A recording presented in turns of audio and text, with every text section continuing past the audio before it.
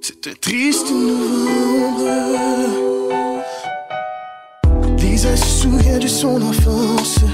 Elle n'a même pas passé l'adolescence. Elle souhaite que tout cela ne soit qu'un rêve, pour chasser l'image qu'elle a de son père.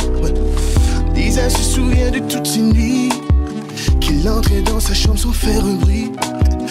Il lui disait qu'il serait toujours là, mais ne pensait pas qu'il serait sous ses draps.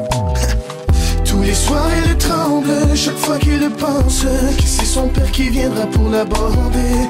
Elle est seule dans sa chambre, pleure en silence, mais elle n'a personne pour la réconforter.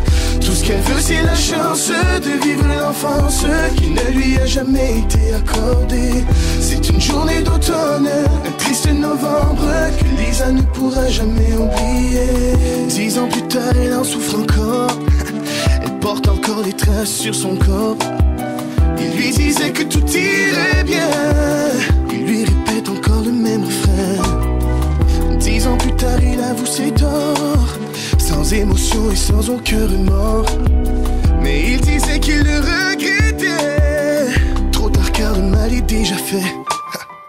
Tous les soirs elle tremble chaque fois qu'il le pense, que c'est son père qui viendra pour l'aborder. Elle est seule dans sa chambre, pleure en silence, mais elle n'a personne pour la réconforter.